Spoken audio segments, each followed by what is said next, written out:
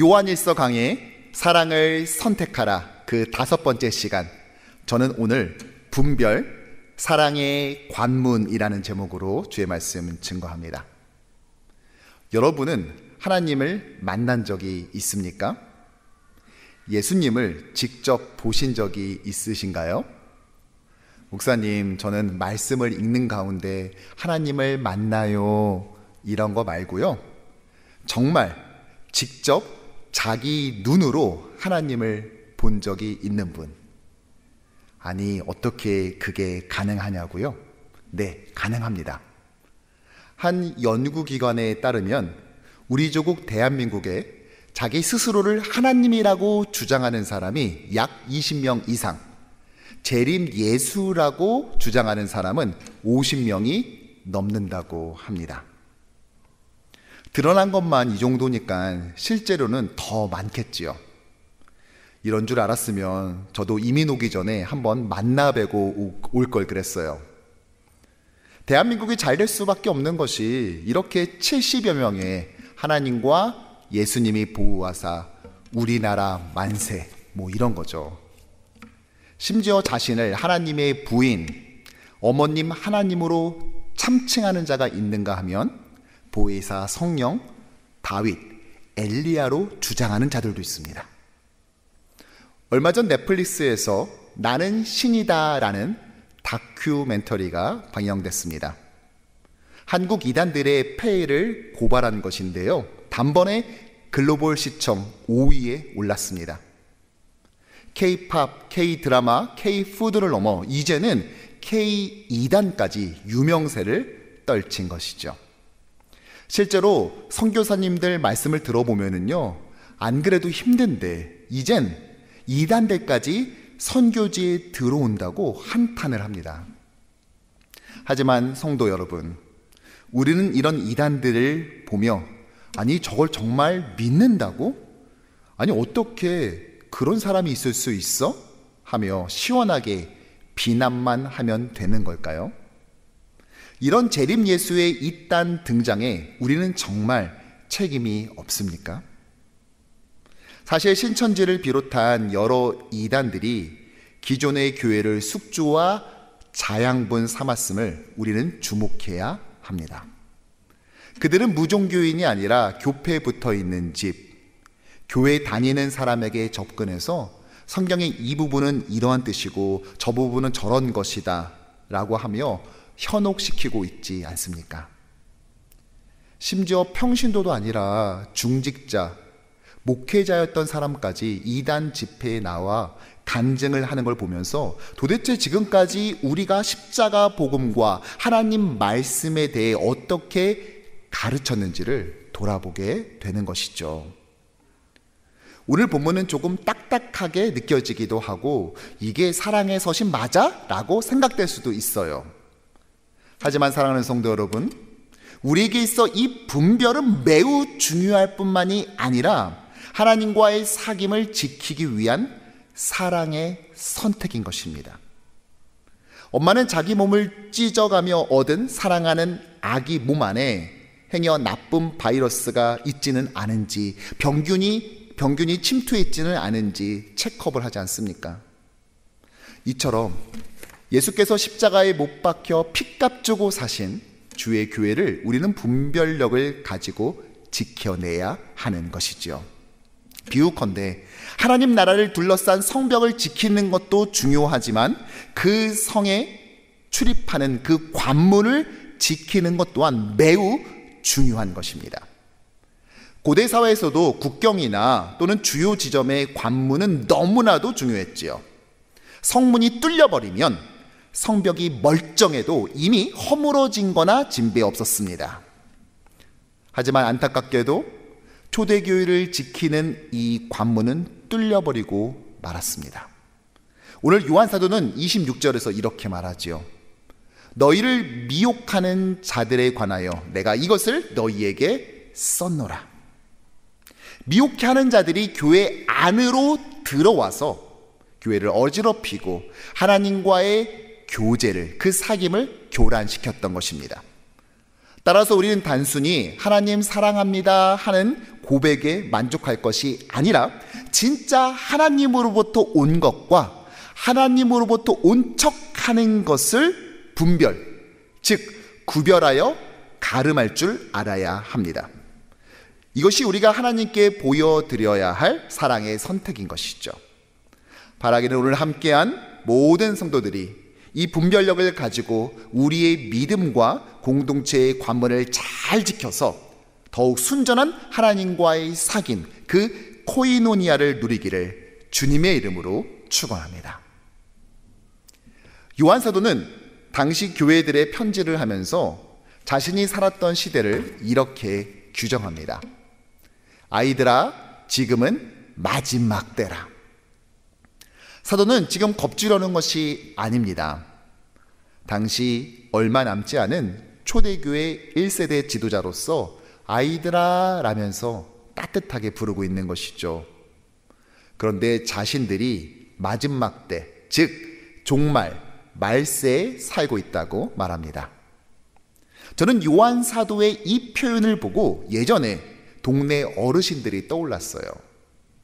마을 입구 슈퍼마켓 앞에 앉아서 지나가는 사람들을 다 보면서 한마디씩 하셨거든요.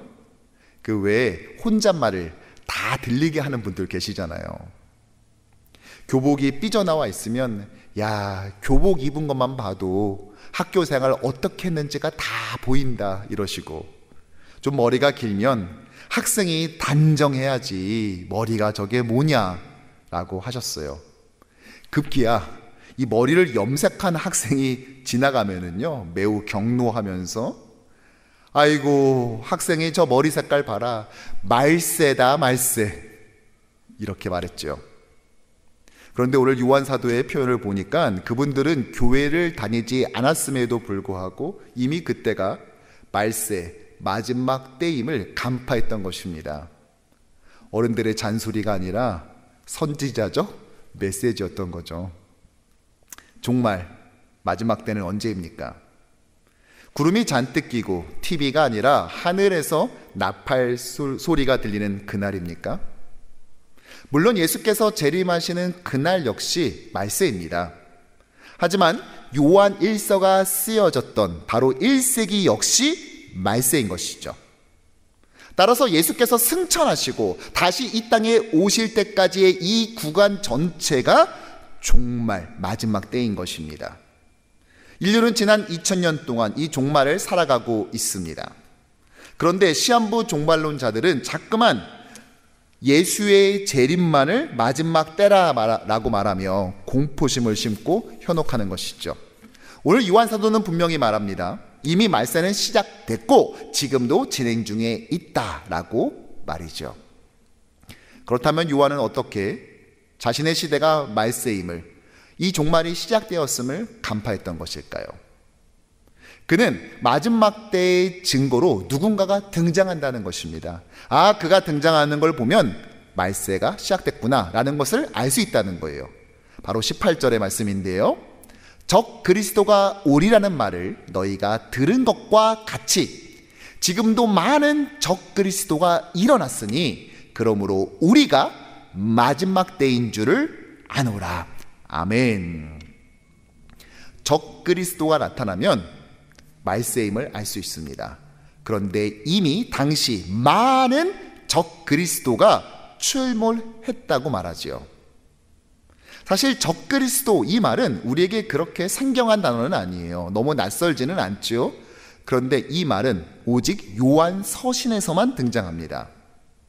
안티크리스토스, 말 그대로 그리스도를 대항하는 세력이라는 말이죠. 그런데 이 적그리스도는 어디서부터 나왔습니까? 땅이 갈라지고 솟아나왔나요? 바다에서 출몰했습니까? 19절에 이렇게 말하는데요. 함께 읽죠. 그들이 우리에게서 나갔으나 우리에게 속하지 아니하였나니. 아멘. 우리에게서 나갔으나, 즉 그들은 당시 교회의 모임 가운데 있었던 것입니다. 그러다가 발각되어서 내보내진 것이죠. 교회 안에 적그리스도, 그것도 많은 적그리스도가 있었다고요. 요한은 그들이 우리와 소속 자체가 달랐다라고 말합니다. 19절 하반절을 보면 만일 우리에게 속하였더라면 우리와 함께 거했으려니와 그들이 나간 것은 계속 다 우리에게 속하지 아니함을 나타내려 함이니라. 아멘. 그들은 마치 우리 편인 것처럼 같은 걸 믿는 척했지만 사실 아닌 것이 밝혀진 거죠. 진리에 속한 사람이 아니었기에 그들은 결국 떠났던 겁니다. 이런 자들을 가리켜 우리가 뭐라고 말하지요? 이단, 달을 이, 끝단. 시작을 보면 우리와 똑같아요. 아니, 우리보다 더 나아 보일 수 있습니다. 하지만 그 주장을 이상하다 하면서 끝까지 지켜봤더니 결국 아닌 게 드러난 겁니다. 이들은 처음부터 목적을 가지고 들어왔어요. 자신들의 주장을 설파하여 주의 교회를 파괴하려는 것이죠. 특별히 이들의 정체를 22절에서 이렇게 폭로합니다. 거짓말을 하는 자가 누구냐? 예수께서 그리스도임을 부인하는 자가 아니냐? 아버지와 아들을 부인하는 그가 적 그리스도니. 자, 이들은 거짓말을 하는 자들인데 어떠한 거짓말을 했습니까? 예수가 구원자가 아니라고 말했습니다. 아니, 교회 다니면서 예수를 구원자가 아니라고 말하는 사람도 있습니까? 심지어 아버지와 아들을 부인했다고 말했어요. 여기서 아버지, 아들은 누구죠? 아버지는 하나님, 아들은 그리스도 아닙니까? 그런데 나는 하나님과 그리스도를 거부해 하면서 교회에 있었다고요? 이러면 이단이 아니죠. 끝만 달라야 되는데 시작부터 다르지 않습니까? 과연 무슨 말이었을까요? 당시 초대교회에 잠입했던 가장 대표적 이단이라고 한다면 바로 영지주의였습니다. 헬라어로는 그노시스, 지식이라는 뜻인데요. 그 이름처럼 특별한 지식을 가지고 있어야 구원받을 수 있다고 주장했던 겁니다. 뭐 이런 거죠. 어느 날 접근해서 이렇게 묻습니다. 집사님, 구원받았어요? 네, 구원받았죠. 그걸 어떻게 구원받으셨어요? 저는 예수님을 제 구주와 주인으로 고백했어요. 그리고요. 네? 그리고요. 아니, 설마 그 정도 했다고 정말 구원받는다고 생각하는 건 아니시죠? 아니, 그런 식이면 CNN이나 이런 뉴스에서 한꺼번에 자, 여러분, 이 시간 저를 한번 따라해 주십시오. 저는 예수님을 믿습니다. 이렇게 하면 80억 인구가 단번에 구원받게요. 이 말에 믿음이 약한 사람들, 또 초신자들은요, 동공이 흔들리는 거예요. 그리고 불안한 나머지 이렇게 질문하겠죠. 그러면 저 어떻게 해야 되죠? 뭘 더 해야 될까요? 그때 이렇게 말합니다. 형제님, 자매님, 복 받으셨습니다. 오늘 수지 맞았어요. 왜냐? 제가 있잖아요. 자, 제가 그 특별한 지식을 알려드리겠습니다. 저와 따로 한번 만나시죠. 수법이 지금과 크게 다르지 않죠? 그들은 당시 헬라 세계관의 이원론을 따라 어떻게 거룩하신 하나님이 더러운 육체 가운데 임할 수 있느냐라고 하면서 사실 예수님은 인간처럼 보였을 뿐이다, 이런 식의 가현설, 그러니까 무슨 홀로그램 같이 여겼던 겁니다. 착하고 성실한 청년 예수가 요단강에서 세례를 받을 때 그의 육체 가운데 들어오셨다가 그 더러운 십자가에 달리기 전에 빠져나갔다는 거죠. 하지만 성도 여러분, 온전한 사람이자 온전한 하나님이 아닌 분이 우리의 구원자가 될 수 있겠습니까? 이건 예수의 그리스도이심, 즉 구원자임을 부인하는 것이죠. 뿐만 아니라 그를 보내신 하나님도 부인하는 겁니다. 왜입니까? 요한복음 10장 30절, 나와 아버지는 하나이니라. 아멘. 따라서 특별한 지식을 알아야 하고 자신들만 그것을 줄 수 있다는 이 이단의 미혹은 그때나 지금이나 동일합니다. 이에 대한 요한 사도의 대응은 무엇이었습니까? 처음부터 들은 것으로 돌아가라 라고 말합니다. 24절, 너희는 처음부터 들은 것을 너희 안에 거하게 하라. 우리에게 필요한 것은 새로운 말씀이 아니라 처음부터 들은 말씀인 것이죠. 이어서 그는 27절에 이렇게 말합니다. 아무도 너희를 가르칠 필요가 없고. 이 말을 듣고 난 이제 성경에 대해 아무것도 배울 필요가 없어. 이런 주옥과 같은 말씀을 이제서야 듣다니.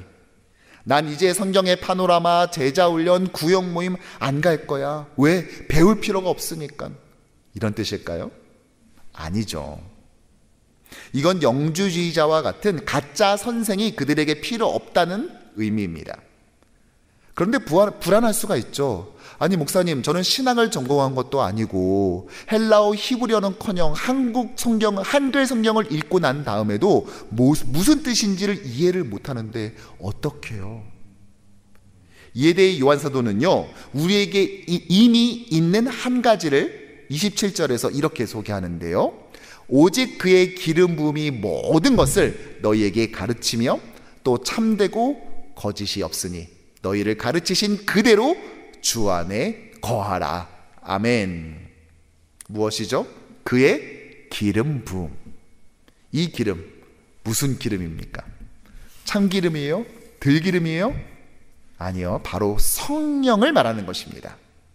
성경은 누가 기록했습니까? 약 40여 명의 인간 저자들이 기록했지만 성령의 감동으로 기록했죠. 즉 원저자는 성령이십니다. 그런데 우리 안에 그분이 와 계세요. 즉 저자 직강을 들을 수 있다고요. 쓰신 분이 우리에게 거하시니까, 그분이 우리에게 가르쳐 주시니까 우리에게 특별한 지식 운운하는 그런 자친 선생은 필요 없다라고 사도가 말했던 것입니다. 특별히 오늘 본문에 요한 사도가 굉장히 애착을 가지고 있는 표현이 한 가지가 있어요. 이것이 계속 반복되고 있습니다. 뭘까요? 바로 거하다라는 단어입니다. 요한의 정말 최애 단어입니다. 19절, 만일 우리에게 속하였더라면 우리와 함께 거하였으려니와. 24절, 너희는 처음부터 들은 것을 너희 안에 거하게 하라. 처음부터 들은 것이 너희 안에 거하면 너희가 아들과 아버지 안에 거하리라. 무려 한 절 안에 3번이나 거하다가 등장하지요. 27절, 너희는 주께 받은 바 기름 부음이 너희 안에 거하나니 너희를 가르치신 그대로 주 안에 거하라. 28절, 자녀들아 이제 그의 안에 거하라. 아멘. 이 거하다라는 단어는 모두 헬라어 메노라는 동사로서 머물다, 기거하다라는 뜻이에요. 이 같은 단어를 어떤 것은 현재형으로, 어떤 것은 가정법으로, 어떤 것은 미래형으로 표현만 살짝 바꿔가면서 의도적으로 반복하고 있습니다. 왜요? 요한일서의 중요한 주제인 사귐, 이 코이노니아, 이것과 관련되어 있는 단어이기 때문이죠. 하나님과 교제하기 위해서 함께 우리는 거해야 되지 않겠습니까? 그러기 위해서 뭘 해야 됩니까? 하나님과 이 코이노니아, 사귐을 위해 우리는 분별력을 가지고 처음부터 들었던 복음 안에, 주께서 가르치신 그 진리 안에 머물러야 합니다. 거해야 하는 것이죠. 가짜 복음이 내 마음과 공동체의 관문을 통과하지 못하도록 분별력을 가져야 한다는 겁니다. 진정한 사귐을 위해서 우리는 분별해야 해요. 아무거나 주워 삼켜서 그 안에 휘휘 저어놓고 좋은 게 좋은 거야, 다 끌어안아, 이건 사랑이 아닌 겁니다. 제가 여러분께 분별력을 가지라 오늘 이렇게 말하지만 사실 저는 이런 말 할 자격이 없는 사람입니다. 제가 한국에서 군종 목사로 사역했을 때였어요. 저는 대위, 그러니까 장교이자 또한 목회자로서 연대 안에 있는 여러 교회들을 목양했습니다. 그런데 혼자 감당할 수 없어서 마치 전도사님처럼 저를 도와주는 병사 형제가 있어요. 바로 군종병이죠. 여러분이 아는 군종병은 사실 대부분이 정식 군종병이 아닌 비편제 군종병입니다. 평소에는 원래 자기 보직을 수행해요. 그러니까 행정병은 행정반에서, 운전병은 운전하면서, 또 소총수는 훈련을 받는 거죠. 그러다가 쉬는 시간에, 일과 후에, 주말 같은 시간에 교회에 와서 청소도 하고 예배도 준비하고 찬양팀도 함께하는 일종의 발렌티어인 것입니다. 그런데 이 연대의 2,000명 중에 딱 한 명, 연대 군종병만이 정식 편제 군종병입니다. 아침에 해 뜨면 교회로 출근합니다. 그리고 교회에서 하루 종일 일하다가 저녁엔 돌아가는 것이죠. 그래서 다들 그 자리를 부러워했습니다. 제가 부임했을 때 신학생 출신 군종병 형제가 있었고 정말 저와 함께 재미있고 열정적으로 사역했어요. 지금은 고향도 아닌 농촌 지역에서 신실하게 담임 목회를 잘 감당하고 있습니다. 그런데 그 형제가 전역을 하고 저는 새로운 군종병을 뽑게 되었어요. 이 중요한 자리에 아무나 앉힐 수는 없지 않습니까? 그래서 찾아봤죠. 신앙생활도 잘해야 되지만 병사들 사이에서도 인정받는 그런 성실한 일꾼이 없을까 하다가 한 대대 군종병 형제가 눈에 띄었습니다. 목회자도 없는 그 대대 교회에서 다른 군종병들 모아놓고 자기가 성경 공부도 가르치고 또 열심히 한다는 이야기를 들었어요. 그래서 인사과장님 찾아가서 설득도 하고 대대장님과 중대장님도 만나서 좀 보내달라고 부탁을 드렸죠. 본인들도 부대에서 필요했지만 흔쾌히 허락해 줬습니다. 그런데 정작 본인은 좀 당황해하면서 좀 머뭇거리고 그러더라고요. 하지만 이미 인사 명령은 내려왔고 연대 교회로 오게 됐습니다. 그런데 웬일인지 너무 별로였어요. 일단 교회 일을 거의 안 했습니다. 예배 태도도 뭐 그저 그렇고 성경 공부할 때면 슬금슬금 피하면서 뭐 간식 준비한다고 나가고, 아니 본인이 원하기만 하면 하루 종일 교회 안에서 찬양도 할 수 있고 성경도 마음대로 읽을 수 있는데 마치 건물의 일부인 양 그냥 거기에 있기만 하는 거예요. 좀 적잖이 실망이 되더라고요. 대신 매일 뭘 하나 봤더니요, 이 형제가 시골 출신이거든요. 부대가 산에 이렇게 둘러싸여 있는데 교회 주변에 잣나무가 많았습니다. 그 잣을 가져다가 매일 교회에서 까먹고 있더라고요. 그래서 제가 별명도 지어줬어요. 다람쥐 형제라고 말이죠. 도토리는 형제 안 먹어요? 내가 물어보기도 하고 뭐 그런 시간이 지났습니다. 그러다 그 형제가 전역을 했어요. 그래도 마지막 가는데 1시간 운전에 내려가서 동두천의 유명한 떡갈비집에서 점심을 먹이고 용돈도 쥐어줘서 따뜻히 보내줬습니다. 헤어지면서 그 형제가 저에게 편지 하나를 주더군요. 그 안에는 죄송하다라는 말이 가득 찼습니다. 목사님 언제나 열정적이고 최선을 다해 사역하시는데 제가 그러지 못해서 너무 죄송했습니다. 뭐 이런 내용이 꽉 차 있었어요. 그리고 한 6개월쯤 지났을 때 이미 전역한 또 다른 형제에게서 전화가 왔어요. 목사님 잘 지내시죠? 그렇게 인사를 하더니 저에게 목사님 어떤 형제 기억나세요? 라고 말하는 거예요. 그럼 알지. 내가 내 손으로 뽑은 연대 군종병이었는데 기억하지. 그러자 이렇게 말하더군요. 목사님, 그 친구 이단이었어요. 와, 그 순간 지금까지 이해되지 않았던 그 모든 질문에 답을 찾았습니다. 그 모든 의문이 한 번에 풀렸어요. 딱 정리가 되더라고요. 왜 정식 군종병이 되는 걸 꺼려했는지, 왜 대대에서는 열심히 자기가 형제들을 모아놓고 성경 공부를 인도하더니 정작 연대 교회에 와서는 안 했는지 다 이해가 되더라고요. 제가 이 형제 뽑을 때 기도했거든요. 하나님이 기도에 응답을 주셨어요. 그런데 정작 왜 와서는 이러지? 그때는 몰랐는데 그것이 하나님이 주신 기도의 응답이었습니다. 목사도 없는 예하 부대에서 성경 공부 하다가 전역하면 그 친구들을 싹 다 자기 단체로 데리고 갈 거 아닙니까? 그러니까 아예 아무것도 하지 못하도록 딱 뽑아다 제 옆에 놓아 두셨던 것이죠. 교회를 보호하사 그 관문을 틀어 막았던 것입니다. 그 이후에요, 저는요 제 자신을 믿지 않습니다. 저는 이런 말 안 해요.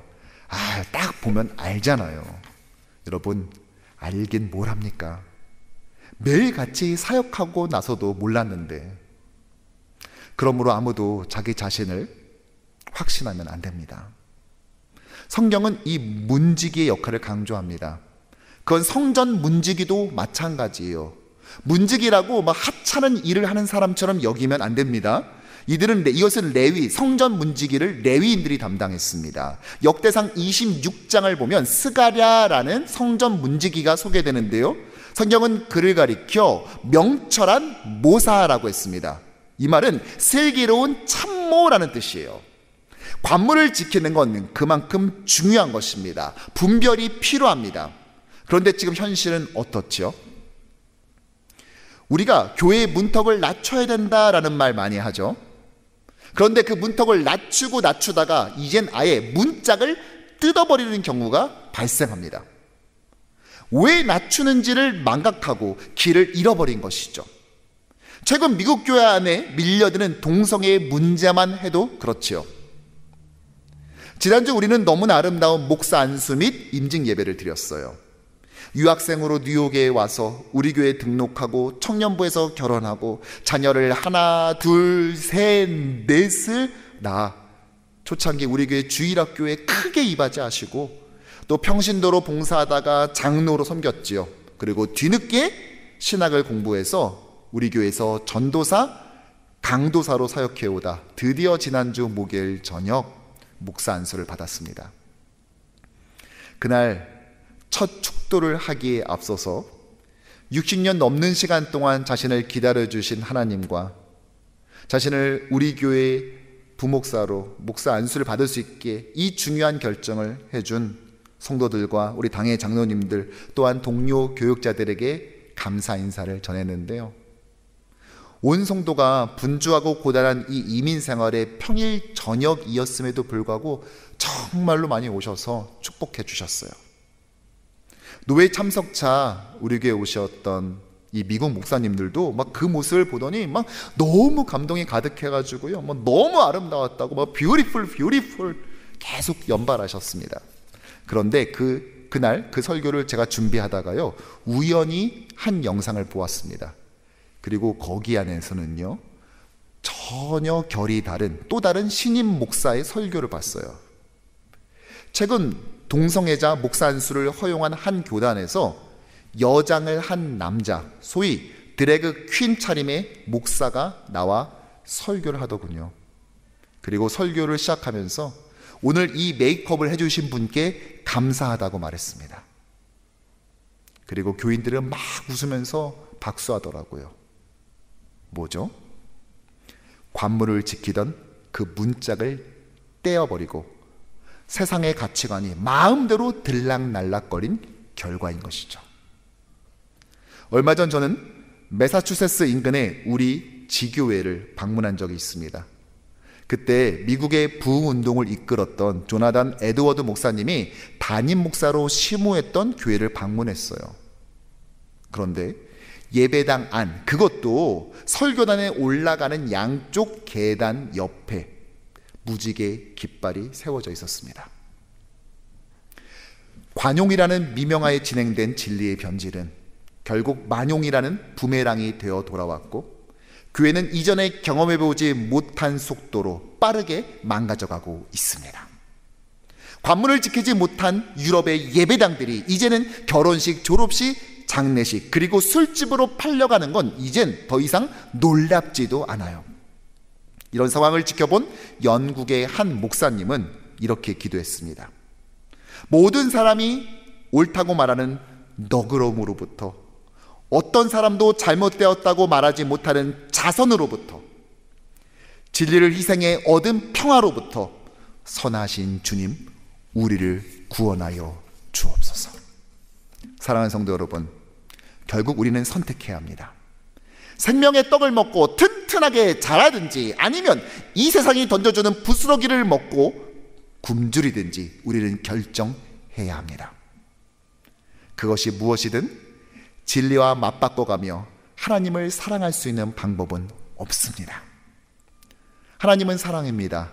그러므로 오직 하나님께로부터 온 그 진리가 무엇인지를 깨닫고 배우는 것 역시 우리의 사랑의 선택인 것이죠.